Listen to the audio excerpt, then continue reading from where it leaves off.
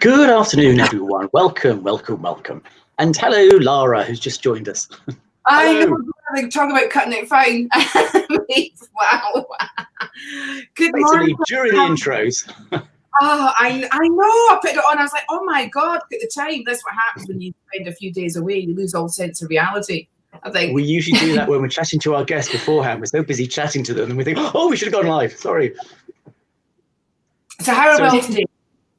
I'm very well. How are you? I'm good, thank you. Yeah, I feel like I've been on a flight though. You know that kind of when you're traveling for a long period of time and you've got a lag. So I'm in the lag mode today. Yeah. Well, how are you, Helena? I'm good. Thankfully, the sun is shining here in Dublin, so counting my blessings. It's all good. So we truly are tri-national at the moment. We are England, Scotland, and Ireland at the moment. I love that, tri-national. It's not something you hear very often. I know.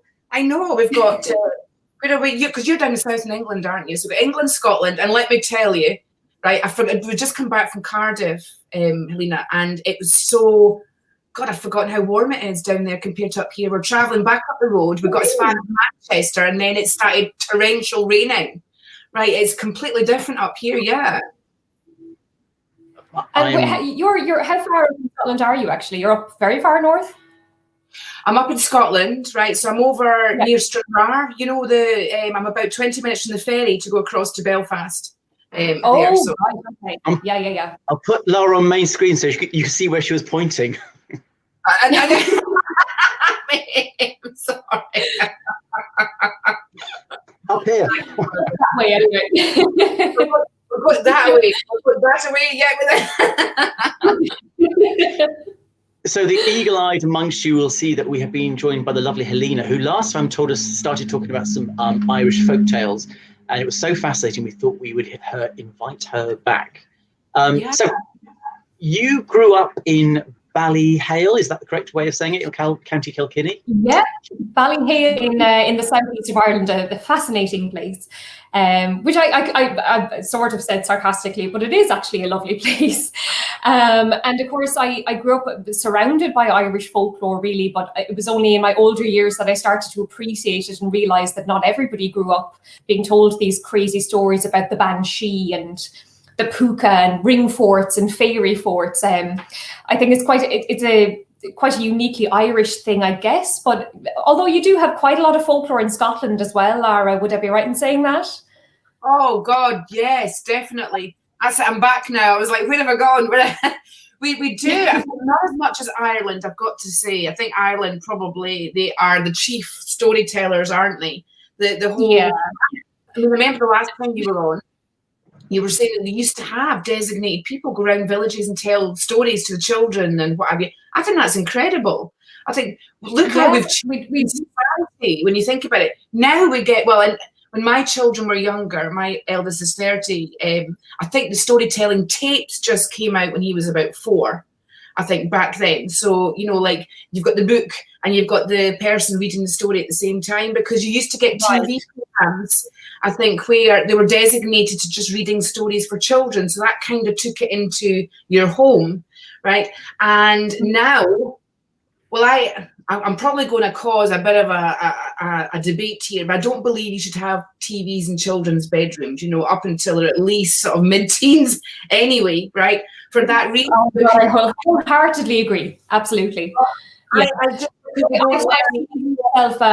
When I'm doing storytelling shows, which are for adults and children, and the amount of times I've seen parents, before the show even starts, they've pulled out a tablet or an iPad and put it in front of the child, because they actually assume, before even giving the child a chance, they're assuming that the child is not going to engage in the stories, which is such a shame, because, of course, for generations, this was entertainment for children and adults for so long in Ireland, not just in Ireland, everywhere in the world, I think. It's just such a shame. And you're right in saying that we had these Shanakees traveling around and visiting various parts of the country and telling stories. And, you know, that was long before Netflix and all of these things. And they were so engaging. Exactly. Now, I'm not saying that it doesn't have it every now and again. You know, it's absolutely fine. What I'm kind of saying is the best gift my dad ever gave me, right? Now, guys, if you're watching this right now, he would come up and he would sit in my bed and he would get me to tell him a story. Oh, wow. Excellent. Right? Yeah.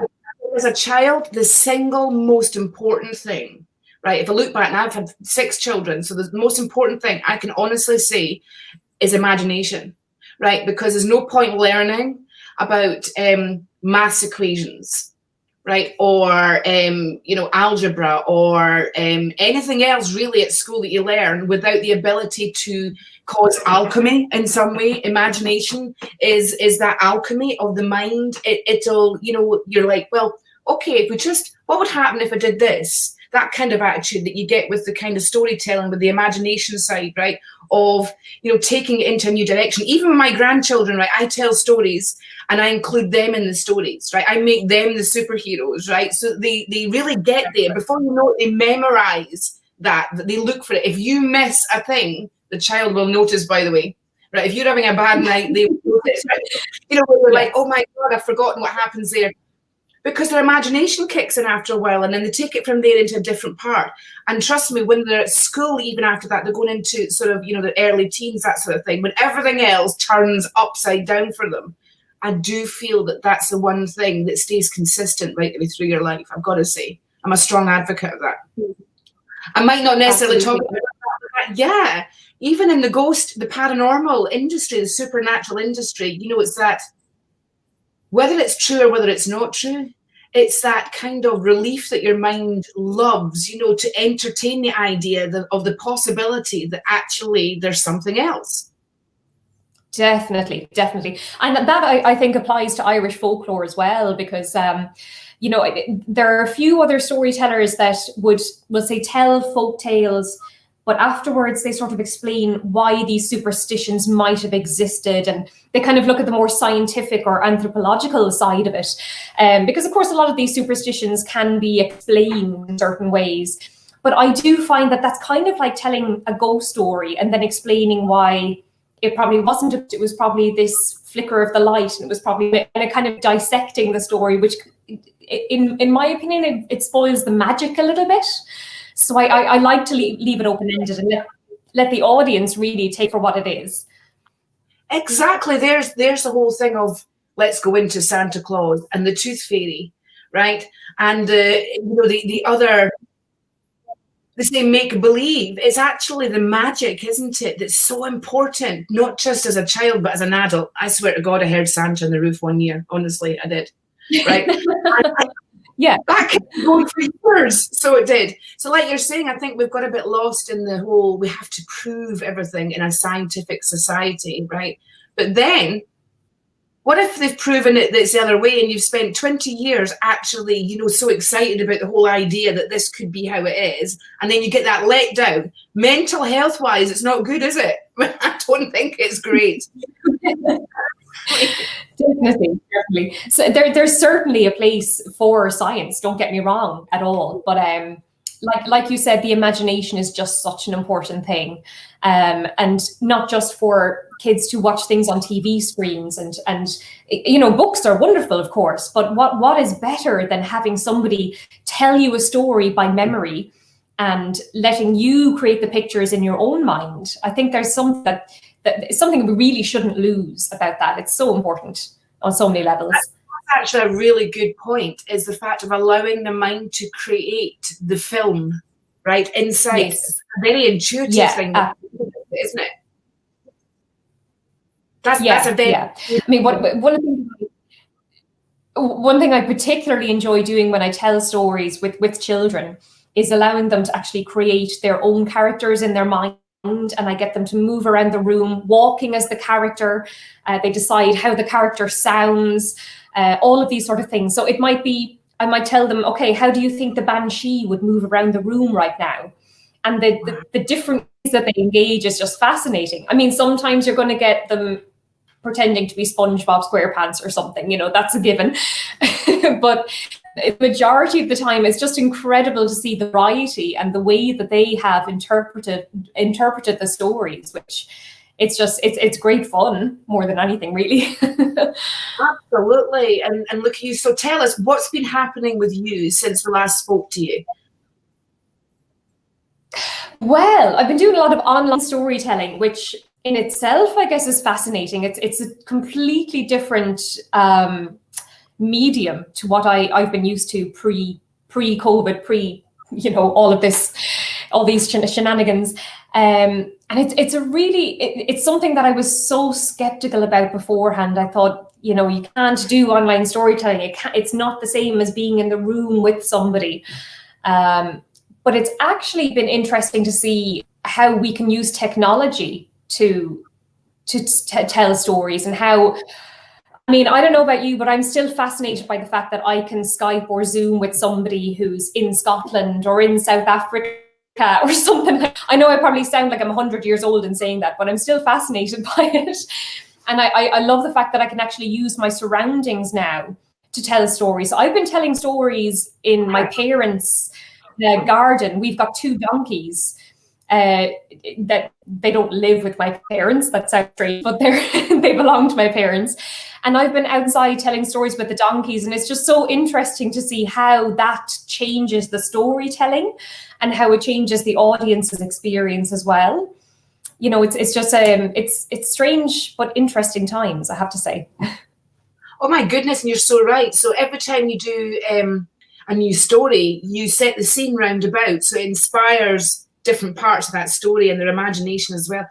And to be honest, you wouldn't get that if you were going to, say, Waterstones to tell the children a story. They would be surrounded by books, or into the school topic that they're actually learning.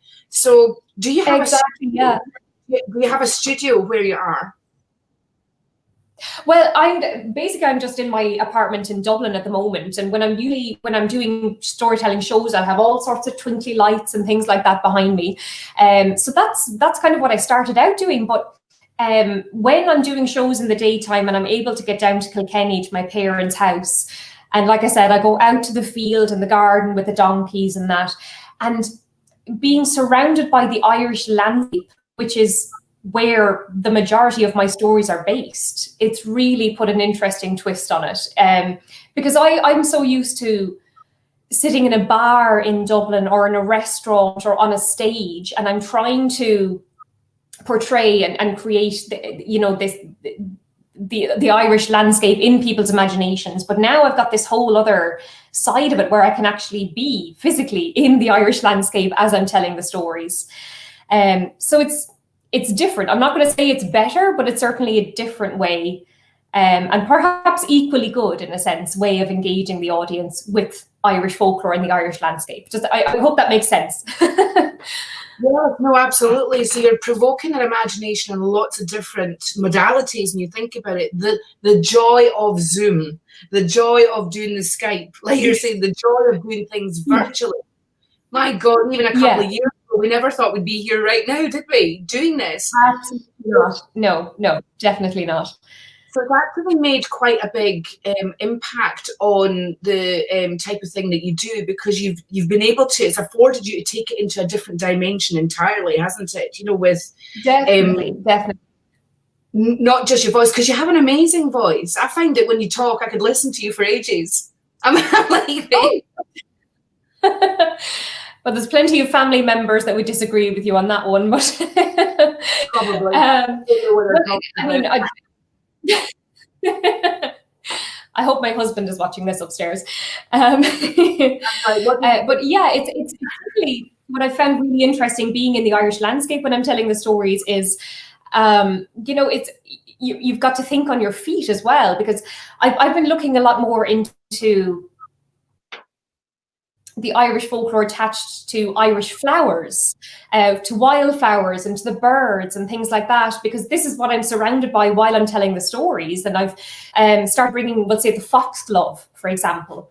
It's called various names. We call it a foxglove in Ireland. Would you know the little purple flowers that when I was a child, at least, I used to put them on my fingers. And there's lots of folklore attached to them, even though they're quite poisonous, but people used to use them as a herbal remedy.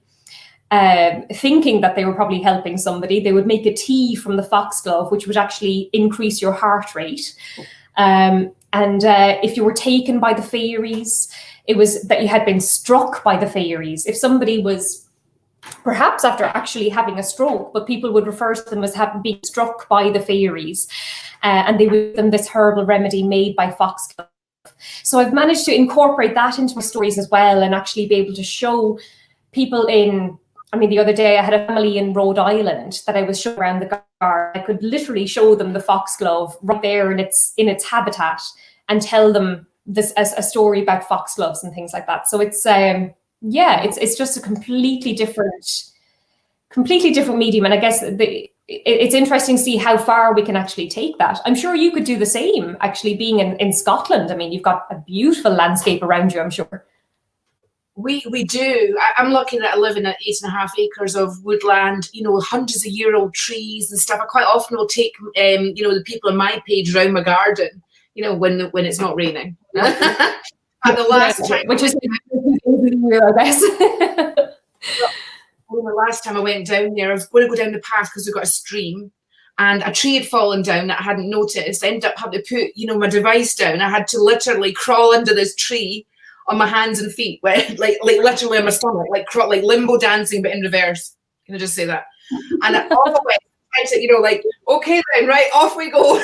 And I went down, and because it had been chucking in the rain, I hadn't realised it was very boggy. So of course I went down these steps into the bottom of the stream, and half my leg disappeared, didn't it, in this thing. And I thought, oh my, I've got to pay attention to the weather a little bit more, I think, with what's happening. I loved it, but I didn't get to probably the parts that would normally have got to. But yes, we have fairy ghosts over here as well. We've got, my mum's very much a fairy person. She lives right next to the woods as well. We've got little wood as well here. I'm more the kind of like ghosty type. She's more the fairy type.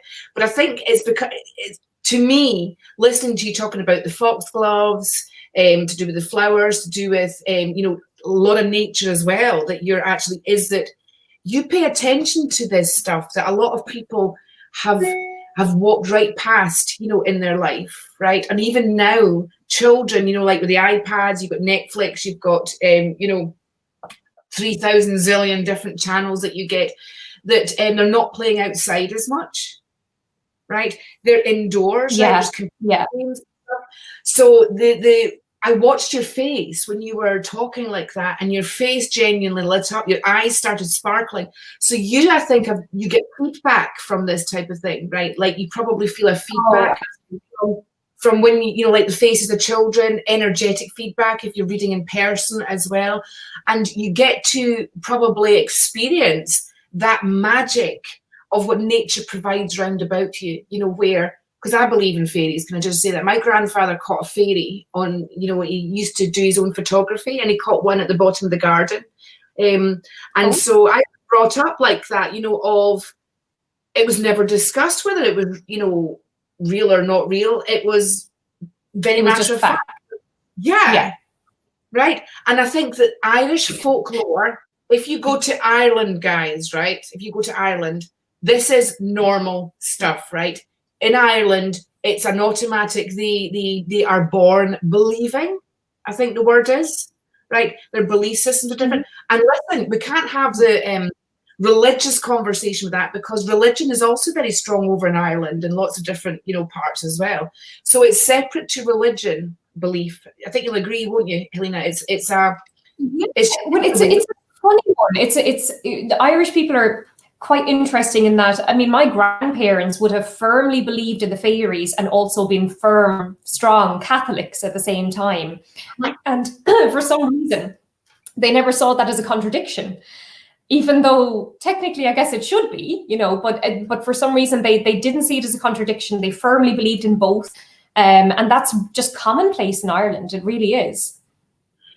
Exactly. Yeah, you put it really, really eloquently. There is that we can be religious and still have beliefs. The religion, faith does not carve you separate to these things. A proper faith that's within us all actually unites us with them all, right? And this is the part that you need to watch. I never realized we'd take the conversation to this area, but I think it's that appreciation of being at nature, of the foxgloves, of the understanding that fairies exist, of its natural storytelling element in Irish, folklore and culture is it's as necessary as breathing. And I think that this is, the fascinating part is, have we lost part of ourselves, do you think? Guys, you can maybe answer, question about this on the comments. Have we lost part of ourselves by perhaps not adhering to a lot of what Helena is actually talking about here? That would be interesting. Nicole Nickerson, as a forager, could not love such tales. More nature surrounds us with magic daily. That's right. So if you want to believe in magic, then get yourself out to nature.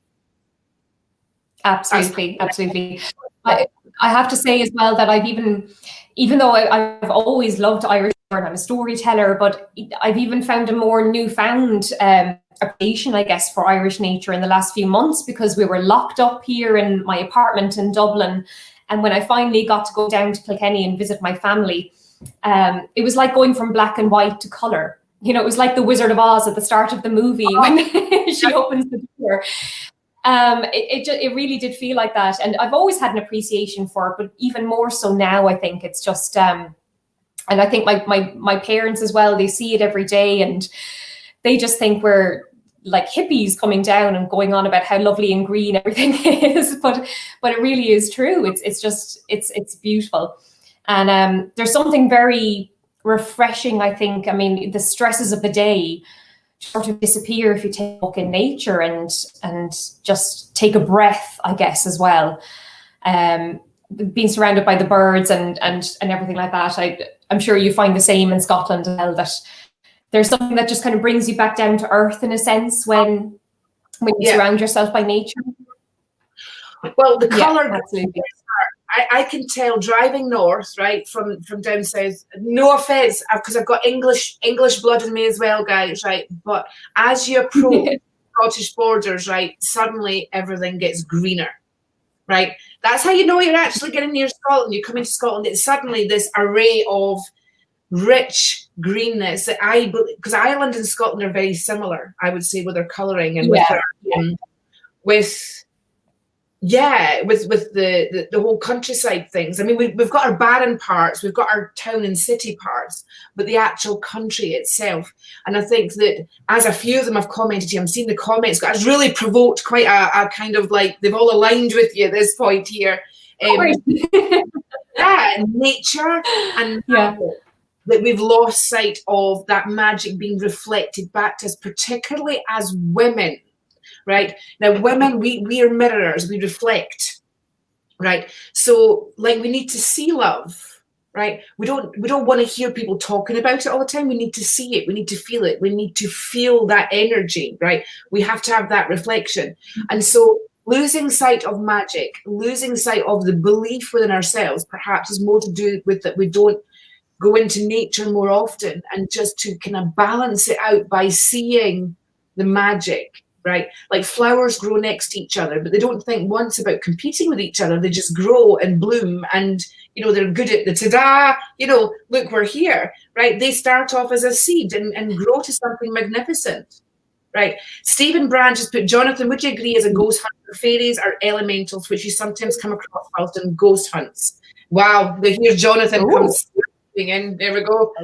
I've been sitting quietly listening because I realised I wasn't going to get a word in edgewise. So yes, Stephen, we have definitely encountered that. So spirit form, whether it's a comprehensive energy that has a consciousness, or whether it is an elemental which is just responsive to its environment, there's a whole scale of things, from the very base, very creation of life itself, to the slightly egotistic, humanistic form of spirit energy. So yes, big spectrum, with animals included into that as well. Yes, the thing of everything exists in energy first before it exists in physical form, and I think that's probably, in my mind, one of the most spectacular sort of belief of magic happening, Helena. That kind of, when you're talking about the elementals, Are elementals physical, spiritual, or energetic? That's a question. Yeah, Jonathan. On ghost hunts, what we've encountered is very often you find elemental forms in sort of basements, in the damp cellars, the darkness, in a much more naturalistic. So the more refined structure, for example, if we're investigating a house, the bedrooms tend to have the more humanistic spirit form energy. The basements, the cupboards tend to have the more elementals, where it's a sort of closer to nature and less away from human structure. And it could go into a context of the lower, when you say about basement, damp, lower vibrational, more able to take physical form. Yeah. Right. Then you understand what a ghost is and how we can see ghosts. On that basis, the lower the vibration, the more you can see them manifest into a certain form. The higher the vibration, the more you're not going to see them manifest into a physical form, but you can feel them. There you go. So going back to supernatural folklore, before we wander into all sorts of subject matters, Helena, is it okay if we share a little from your website, which I'll put the link up to? We were talking about how you might want to do storytelling. So we've got your clips on your website of you doing storytelling via Skype or a platform. I don't know what platform you were using. So screenshots of you and telling stories as well. That, I mean, it's an awful. I mean, I can play it, but I've realised I've not allowed the sound, so no one's going to hear what was being said. But at least I'll take you off the fact that you're frozen in a very position. Let me stop that because when you screenshot, you basically have to include sound. I always forget to do that. So we'll put a link up to that. So what, in terms of telling stories, because you said it was a very different environment. So when you're telling stories to people and you've got them in front of you and you can see their reaction, because I do, and for the past 15 years, I've been doing storytelling of ghost stories around locations right across the South. And there is a very different thing when you then have to try and talk to people and you know that you've got them and you're telling the story and you're dragging them in and you can see in their eyes whether they're like, oh, like they're waiting for the next bit or whether they're like, eyes are rolling. But it's very different when you're on electronic media and you're trying to talk to people. You can't necessarily make that eye contact. You can't make that contact. So how do you change what you do? Yeah, well, what I found is that I really have to go bigger. First of all, just in my performance, because it's different in the sense that when you're on stage and somebody's at a show, they're there to watch the show. Whereas when they're at home on Zoom, they might have the dog barking outside, they might have a baby crying, they might decide to put it on the kettle for a cup of tea. So you're competing with all of those elements. So I did find to begin with that I've got to go a little bit bigger to actually engage them. But also I've for the most part, whenever I'm doing a show through Zoom, I've asked people not to mute themselves and if they're willing, put their cameras on, because it's very tough going when you're trying to tell a story to a camera because it's not just me telling a story, it's a interactive experience, and it's something that the story formed by the reaction from the audience as well. So those oohs and those ahs and the smiles, or the, like you said, when you can see that their eyes are really engaged, that's all part of the story, I believe. So thankfully, for the most part, audiences have been willing to unmute themselves and and let me hear them, because it's very lonely telling stories to yourself. As you can imagine, I'm sure, if you're a storyteller yourself as well. Yes. Do you find, though, that you might have to rely on this more in the future? I think so. Even when we have a vaccine, I do think that online storytelling and this sort of medium is something that's going to stay with us, which in a sense is not a bad thing. Like I was saying with Lara, there's a world of opportunity there. And you can really look at the different ways that you can use your landscape and your environment to help you tell the stories. And it also, it's given me the opportunity to tell stories to people in other parts of the world that, they wouldn't ordinarily, even pre-COVID, have been able to come to Ireland. So there's a whole audience there that can be tapped into, of people that might be interested in Irish folklore or Irish ghost stories that I otherwise wouldn't have been able to meet or perform for. So it's a double-edged sword, but you know, every cloud has a silver lining. I think that this is something that's going to grow and expand, certainly. I would hope so anyway. I would, yes, I would hope so, because even today with the news in England, the fact that we're going to have to restrict down to 6 people, all the plans for Halloween and ghost storytelling, and I've got castles up and down the country booked in to do storytelling and engaging with kids that potentially all going to have to stop. We don't know, we're waiting until 4 o'clock, so uncertain times. So the fact that you've been able to do this online is just like, oh, there may be hope, because it's like the art form is so important, and the fact that we can, and also now that we live in a digital age, the fact you can record what you do and it can be shared and expanded. It might be that this is a way that we can then keep this whole tradition going. So I'm going to bring Lara back. She was sitting patient in the background. Hello. So you were saying earlier at the beginning about the fact that obviously Scotland has a tradition of storytelling as well. I remember when I went down to Cornwall, something so evocative to me was the dolmens. I hope I've said that correctly. They are the burial mounds that you find. I know Scotland and Ireland definitely has those stone structures, but it's very often plonk, and then that very tall structure along the top. And sometimes you can just climb inside them, and the fact that you just climb into this prehistoric burial, so correct me on the timeline, is so evocative into the landscape. And it's like, then you try and go, right, what is the story behind this? What is the story associated with this? And you can sort of find people, you can go into the local village and someone will know something. And you try and find the central source. And sometimes it's so difficult to say, what is the story behind this object? What is the story behind this land?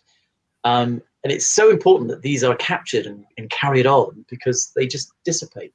And particularly in England, I think we're very good at embracing modernity constantly, and sometimes eradicating our haunted heritage effectively, which I think some way in Ireland and you hold on to. Yeah, because Carol Sutherland. Yeah, I would say. Sorry, go ahead, Lara. I didn't mean to interrupt you. I just got excited. Sorry, Carol said that she's seen a fairy. Oh God, Carol's seen a fairy.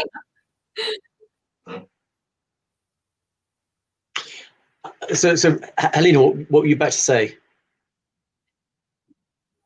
Oh yes, well, I was just going to say that I guess you're right that we do in Ireland. I think there is still a respect for our past.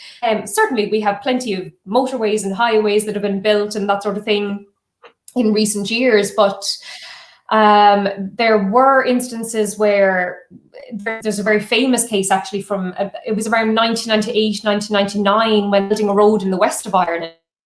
And originally the motorway was going to go straight through a fairy tree. It's down in Latoon in County Clare in the west of Ireland. So Eddie Lenihan, a storyteller from County Clare, he began to protest. He did a radio interview, I think, just stating the importance of the tree and that there was a lot of folklore attached to it. And there would be implications if you destroy this tree, then there might be car crashes on the road. There's going to be bad luck for the people who were involved in the construction of the road. And the protest just got bigger and bigger. And it took about 2.5 years, but eventually the county council rerouted the road. So it actually goes around the tree, and they're still there, thankfully. And I've often told, we'll say, American tourists visiting Ireland about this, and they are just fascinated by the fact that we would go so far as to redesign and rebuild a road to go around a tree. You know, I do think we have the same thing in Scandinavia. I do believe that they've done the same thing in Iceland, in upsetting the there, because of course they are very similar to Irish folklore. But I'm not sure if the same thing would happen in England. What do you reckon, Jonathan? Well, in England, what will happen is that they would reroute a road if there were frogs and newts. Okay. There's very often studies, and in fact, there's one very close to me on the M27. There were some areas you saw suddenly they put up these little fencing, and it was basically to do a study of how many particular types of frogs and newts might be in this area. And if any of them were protected, yes, the motorway would stop. Exhibition, building, everything would stop for wildlife. I know that there can be tree preservation orders put on trees, and there will be people who are very passionate about trees. But, you know, whether something like HS2 would ever stop for a tree, I don't know. In England, I think it's very unlikely.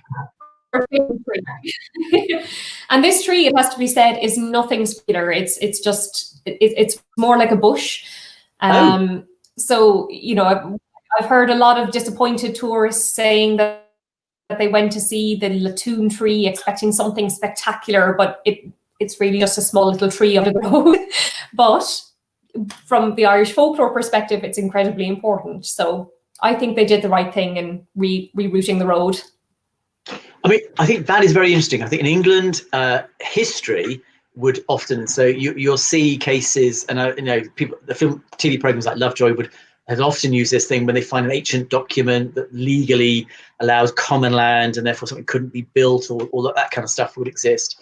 But folklore, I don't think we'd ever get a look in. It would just be, you know, it would need to be a legal document. It would need to be wildlife preservation. But the idea that folklore could actually stop modern development is a wonderful idea. Absolutely. Yeah, I mean, like I said, Irish people take their folklore very, very seriously, really seriously. And it's not so much that you're going to meet an Irish person who says, yes, I believe in the fairies or I believe in the banshee. But you'll be very hard pushed to find somebody who's willing to dig up a fairy tree. It's, well, best to just be on the safe side, you know, err on the side of caution. Yes. And that's something I hope that we don't lose here in Ireland. So in terms of sorry, Lara, you can jump in. I'm fascinated now, right? Have you heard of anybody that has gone against that? And if they have done, what's happened? Yeah, I've heard of lots of people who've, you know, they're oftentimes anecdotal, that I have a friend who knew somebody or something like that. But I did actually hear first from an uncle of mine about a gentleman, Graignamanagh, in County Galway. That's where my father is originally from. And this guy, he was told that the banshee was living in a tree just down the road from him. And he got it into his mind that this tree, it was just in his way for some reason. He wanted to harvest the land, something along those lines. So he decided to cut down the tree and drag it back home and burn it, get rid of it.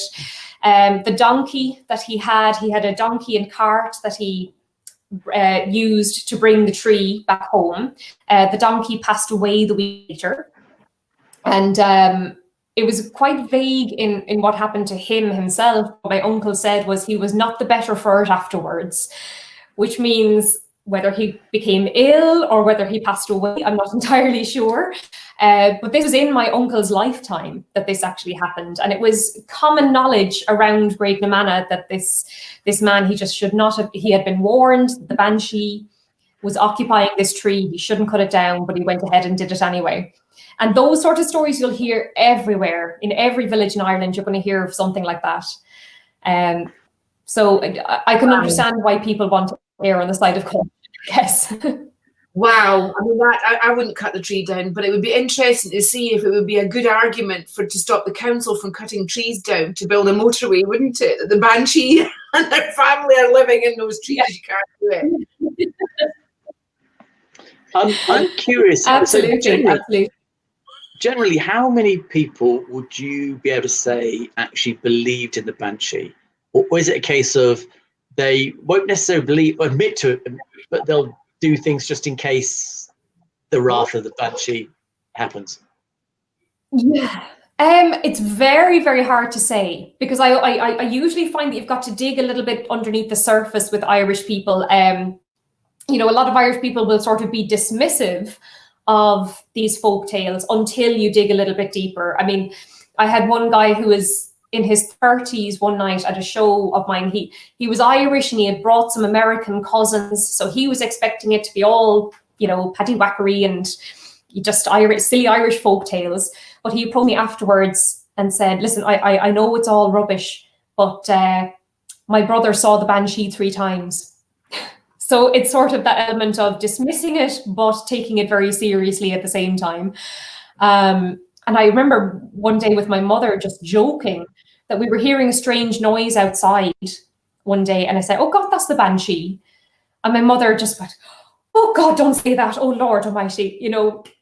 So my mother wouldn't be one that would, you know, hand on heart say that she believes in the banshee, but certainly don't joke about it at the same time. And I think a lot of Irish people would be like that, especially in the West Ireland. And sorry, Lara, you want to jump in there? No, I don't. She's probably watching, right? So I'm not going to mention any names. She rarely comments in the section, but she doesn't miss a Wednesday, and she'll be loving this because not that long ago either, a friend of mine, a very good friend of mine, she moved, she was desperate to move from where she was staying, right? And so she got this cottage in the country, not far from here. And she couldn't quite put her finger on it. She's actually very intuitive herself, right? She has been a working medium and is a working medium in her life and what have you. But she's also very real. She's had, 5 children, she's got grandchildren. She's a respected mum, daughter, sister, aunt. There she is. That's her, right? And B, I'm going to tell your story right now, right? Oh. It was B, okay. Oh my God, she actually commented. So there you go. Right, I actually seen a banshee. I was just about to tell you about her because the house wasn't far from here. And I don't want to be like, this is the house in case nobody actually goes to the house. She was in this place. She said the energy didn't feel right. The cat started behaving differently and everything, right? And she kept saying to me, I feel like I need to be away from there. I said, you've just moved. You've just moved. And she said, I don't feel right. Well, one night, this apparition appeared to her, right? And it was a banshee. Right. So I've actually seen a banshee, surprisingly, she said, because she certainly wasn't sitting there thinking about it. She wasn't there thinking, I know, let's see a banshee, right? Or it took her even a little while to figure out what it was, right? The banshee was this woman. I think she described her as being kind of like silvery white, grey colour, and the hair was all floating like out here, right? She's not, you need to understand that being not somebody to say that. So she said, feel free, girl. Not somebody to say that just for no apparent reason. When she saw this, it didn't sit right. She actually came to see me. I'm like, right, you need to go. That's it. Right. It didn't even like the banshee word and everything. I'm like, it's a sign. You've got to do something here. She just moved back out. The next day, the whole entire place flooded. Like it flooded. Like she wouldn't have been able to stay there anyway. Good Lord. That's incredible. I know, talk about to the skin of your teeth, right? I mean, it's laughable because you're like, she just spoke about Scotland and it always raining up there. This place was absolutely fine, bone dry. You wouldn't have thought anything. Gorgeous location in the country and no problems before. And the whole entire place flooded. She would have lost everything. Incredible. So the banshee, we believe that the banshee was warning her to get out at that point, right? The minute she said it was like, yeah, we do this. She moved back out straight away, and the next day after she moved, that happened. Now, that couldn't have been coincidence, surely. Yeah, that's it. It's a very, very strange coincidence if it is, and certainly it sounds like there was something foreboding. I mean, you said that she could even sense and feel that something bad was going to happen before she even saw the banshee. Yeah, she's used to connecting with spirit people, connecting with different energies, entities, that sort of thing. But she'd never felt the banshee energy before. All right, and so it did take her a couple to try and identify what the feeling was that she was feeling. This place was lovely. It was, well, she made it into a gorgeous home, but this feeling, and then this banshee appeared to her when she was sitting there, terrified the crap out of her because she wasn't expecting it, right? And and I still remember where she was standing here at the house when she came, and the phone calls that I would take outside, and it was like, no, B, right, that's it, no, get out right now. And off she went, and then flooded the next day. So she looks back at that now. Obviously, it took her a little while to recover from that. That was only this year. Wow. That was only this year. Gosh. So incredible. It makes me think also that the banshee gets an awful hard time of it. I mean, obviously, she's the harbinger of death, so you don't want to have her around. But I do sometimes feel like well, don't shoot the messenger. Obviously, the banshee did some good there. I mean, it would have worked out. I would say it would have worked out quite terribly for your friend had she not left the house in time. So perhaps we're looking a little too negatively on banshee sometimes. Well, you say she is the harbinger of death, right? So it was, you know, like that, the entire place was flooded. Let's look at the kind of, you know, you've got electricity, you've got water, electrocution, right? She had a cat with doors, right? This cat, she's getting on a bit, but she's been with her, you know, for many years, and you know, she loves this cat. God knows what would have happened there. So in this case, the banshee was warning of death, but also there was a period. We had a 24-hour, literally, I am telling you, it was really, right, okay, now go. There was a very small window. So like we're saying, she gets a hard press, right? That, you know, maybe if we knew what to look for, or perhaps we're just open to the belief of the banshee, that instead of the banshee bringing the death, right, she actually is doing a good thing by warning of it as well. Yeah, that's sort of how I've interpreted it. Not that I, you know, knock on wood, I don't want to hear the banshee, but I've always seen it as, yeah, she's getting, like you said, bad press a little bit. And it's interesting that your friend actually saw the banshee, because that's quite a rare thing as well. Yeah. I mean, in Ireland, the majority of cases of encountering the banshee was just by hearing her outside, but very few people actually claim to have seen her. So that's quite a special thing that your friend actually saw her. She's a very talented woman. Perhaps if she hadn't been working as a medium for many, many years, she may well have not. But it took her a bit to identify the feeling. And then when she saw it, I saw her after that. She looked terrified, right? My friend looked terrified. And I think even as I'm like, no, I'm getting really bad vibes. And you saw a banshee, right? No, that's a bad sign, right? Get out.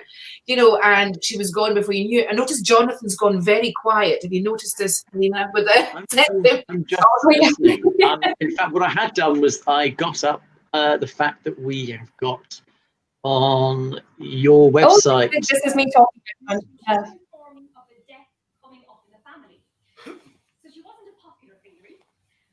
It's not very loud. Actually saw her, but the descriptions we have say that she had long grey hair down to her feet, a long cobweb-like dress, grey wrinkled skin, and eyes that were red and bloodshot from thousands of years of breathing. So basically, if you want to listen to the whole story, it's on your website. Do have a listen. It's very quiet. It looks like one of those legal recordings. Someone's in the back row recording something. Yeah, that was my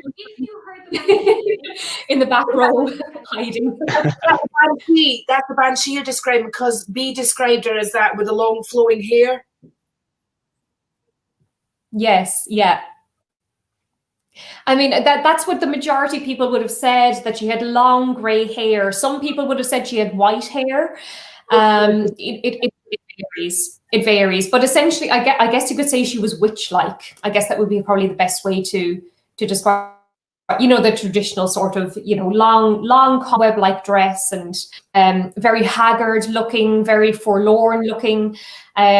Of course, the wailing, the keening sound that she was making, she would be crying and wailing. So I guess it's not surprising that she looked a bit haggard at that point, after decades and generations of land and crying. She's very old, right? And she's also, you know, she's got a lot of work to do, this banshee. She goes all different places. I do remember her saying she had white, long, flowing hair, like it hovered. I don't remember what she said she was wearing, but maybe she could remember and put it in the comment section. And I remember her saying that she had bright red eyes. And I could even hear myself say that, and I think it sounds ridiculous, doesn't it? But when I was listening to you describing her there, I thought, that's her. That's what she said. Right. There you go. Wow. Yeah, it's incredible. I'd love to speak with your friend at some stage, because it's fascinating. Yeah, B, you need to get in touch with Helena. Honestly, she would love to hear your story. But that's a true life, relatable story. That's not like a folk. This happened. Was it January this year? It was this year, right? And so she ended up, because she had a window of going back. She had a 3-week window. She'd literally moved out of the place she was in to go to this place, and she was back again within 3 weeks, right, to the place she originally came from, right? And so Wow. it was very fast. She had, from the entire time when she was there, and she dearly wanted to be in this place. It was gorgeous. It was her dream home. Obviously not. The Banshee thought differently and warned her that it was going to end very, very differently, let me tell you. So I can't wait for me and you to speak with each other, because there's another story that you could say that actually is a modern day one where she has been seen. Yeah, absolutely. I'd love to speak with her, definitely. And it sounds like she really had a lucky escape. Absolutely. Helena, one of the questions I was wondering is the idea that any of the folklore is only nationally specific. Now, in England and Scotland and Ireland, we have islands to stop the flow. But is the idea that the Banshee is spotted in England and potentially France and Netherlands and Germany? Do they have similar apparitions? Oh, they do, definitely. Sorry, it's gotten very bright all of a sudden. The sun decided to just calm down. It's like somebody switched on the lights outside. I certainly wouldn't say that it's just a geographic sort of thing. I mean, I found Irish folk tales that there's one particular one that I tell about two hunchbacks, which interesting, it comes from County Tipperary.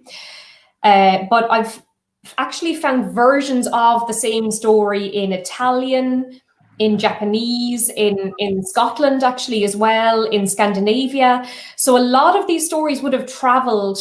You would find a lot of connections, like I said, between Iceland and Ireland and other Scandinavian folklore because of the Vikings. Because the Vikings came here, we heard a lot of their folk tales, and we thought, well, that's a good story. I think we'll take that one and we'll twist it a little bit and make it our own. So you would certainly find a lot of similarities there. But also the Banshee is known to have traveled quite a lot as well. And I've heard stories of Irish people in America hearing the Banshee and then weeks later receiving a letter from Ireland saying that a loved one had passed away. So, how that's impossible. Did she fly with Ryanair? I'm not sure, but she certainly was able to travel as far as I know. So, well, they can translocate. They're like angels, aren't they? They can go to about 30,000 different locations all at the same time. They translocate. That's what we call them. Good God, Ryanair. Right. That sounds nicer than Ryanair anyway. Can you imagine? Right, looking across, right where you're sitting in the plane, the Banshees over, reading up what the offers are, duty free. Just like, can I switch things? Sorry. I was going to say, I can't imagine anything worse than suddenly realising the Banshees flying the plane. No way. Very true. Very true. Helena, what would you, it's probably going to be difficult for you to say, but what would you say is your favourite story or folklore? I'd have to say it's actually a story that my grandfather used to tell, I guess, for obvious reasons. And I never knew my father. He actually passed away when my dad was just about 9 years old. So it was just about 6 years ago. I was recording an album, a collection of Irish folk tales, and I wanted to include some stories that hadn't been recorded or written down before, that weren't very well known. So I did what most people do. I went on Facebook and I just asked people if they had any family stories or anything from their childhood they could remember. And my cousin, of all people, actually came back and said that her father, my uncle, could remember a number of stories that my grandfather used to tell. So I sat down with my grandfather, and he hadn't even thought about these stories for about 50 years. And he sat down with me and told me these stories that my granddad used to tell. And there's one particular story that I call the card game, which involves a guy that I'll just tell you a really short version of it. But my grandfather and a number of other neighbors were playing poker one night. And the game was going really well for one of the guys, Eddie. He was just running away with the game, taking everybody's money. And at the end of the night, as Eddie was leaving the house, and he was the last one to leave, he just reached out for the latch of the gate, and another hand just slithered on his. but it was a grey, webbed, wrinkled hand. And Eddie didn't even look, he didn't want to see what the creature was. He didn't know if it was a fairy or a demon. He just pulled his hand away really gently and jumped over the gate and ran home as fast as he possibly could. My grandfather apparently used to finish the story by saying it took Eddie 20 minutes to walk to the card game that night, but it took him 3 minutes to get back home. So I just love the story. That's a really, really short version of the story, of course. It's usually about 15 minutes long. But I love that because I never knew my grandfather. I didn't even know that he was a storyteller. And I find that these little Irish folk tales, these stories that people tell, I feel like I have a piece of my grandfather now that I didn't have before. So if anything, I'd recommend to everybody watching and listening, talk to your relatives, talk to particularly the elderly relatives that you might have that have these stories that aren't written down anywhere. They're not recorded, because there's something quite special, quite magic, I think, about having those Irish folk tales. And thankfully that story now is not going to be lost. My uncle has since passed away. So if I hadn't actually sat down with him that day and gotten those stories, then they'd be gone, they'd be forgotten. So I recommend to everybody, sit down with your relatives and get these stories. Oh my God. Helena, I'm thinking you literally have that experience in your DNA, and that's how you were able to go the path that you're on, is because that single-handedly changed him at core. I think that he handed it down to as his granddaughter. Yeah,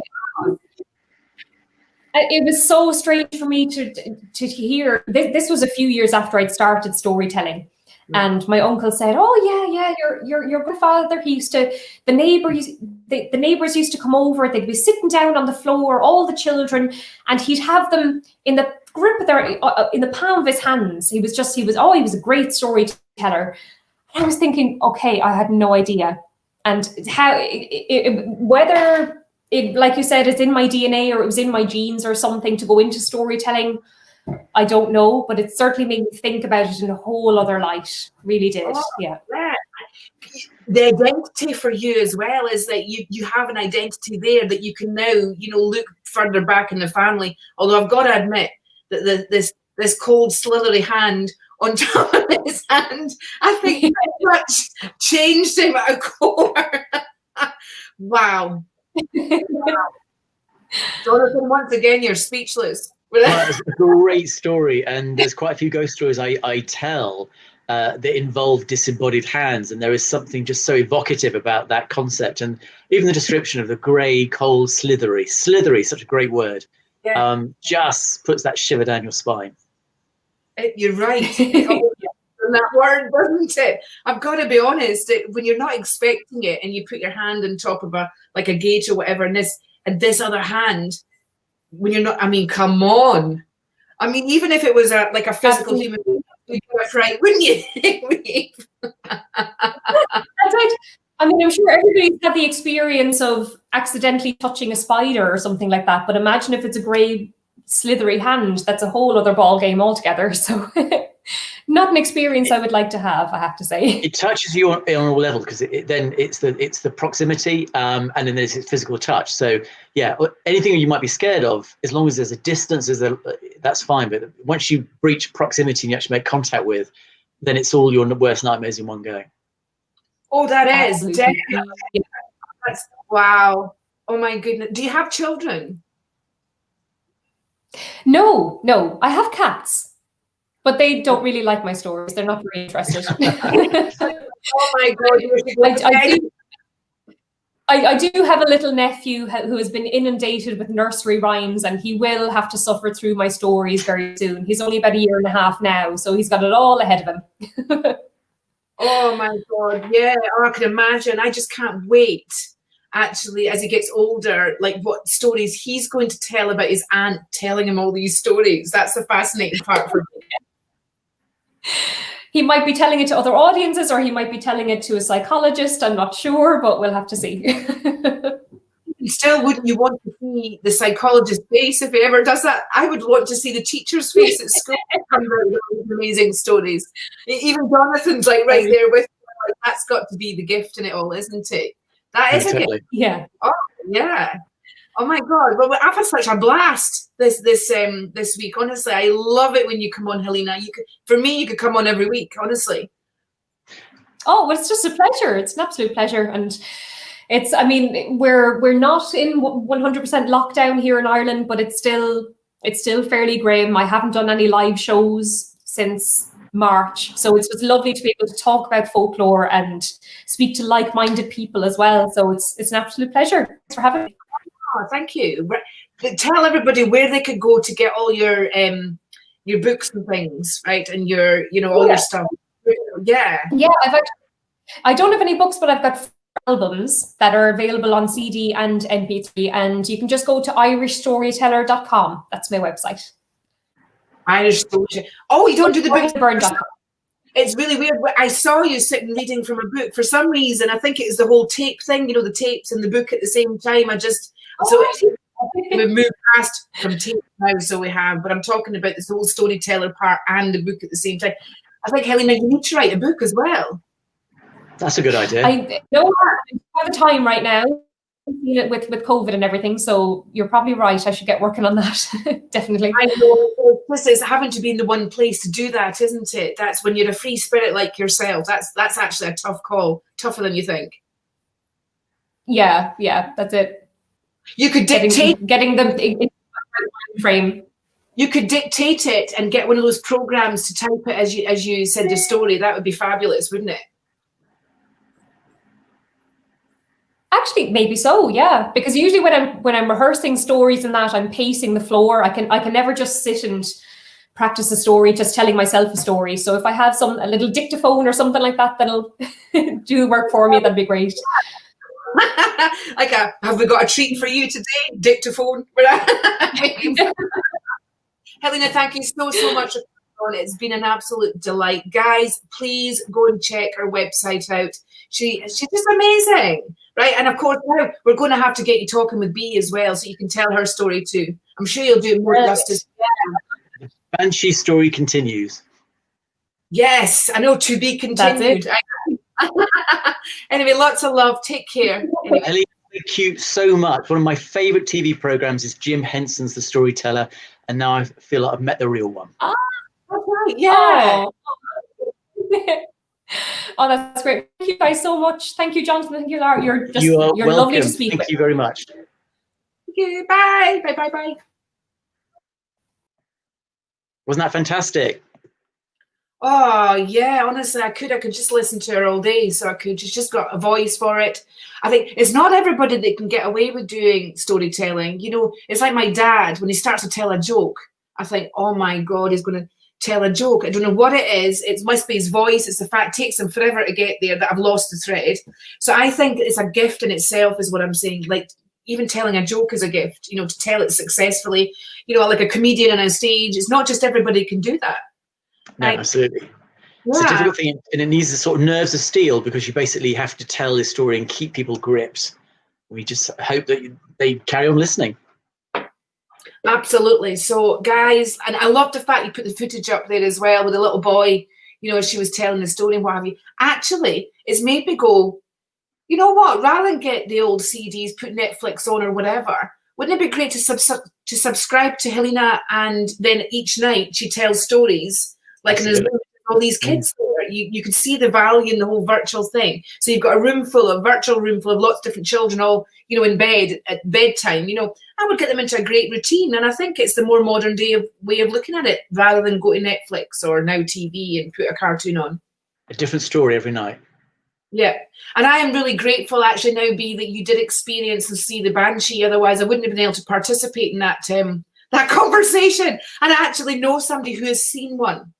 Right, so it's not just folklore. She saw it, and if you saw Bea after she'd seen it, right, you're left no doubt that whether it's a Banshee or not, she definitely saw something. So next week, I'm hoping we'll be joined by Alan Murdy of the Ghost Club, talking everything about poltergeists and all sorts of strange activity and paranormal stuff, and all his research over the years. but we'll put some more information up about that later. So hope everyone's safe. Keep safe in whatever lockdown state you're currently in around the world. It's changing daily. So stay safe, and hopefully, Lara, I'll see you next week. Next week. Bye. Take care, everyone. Have a good week.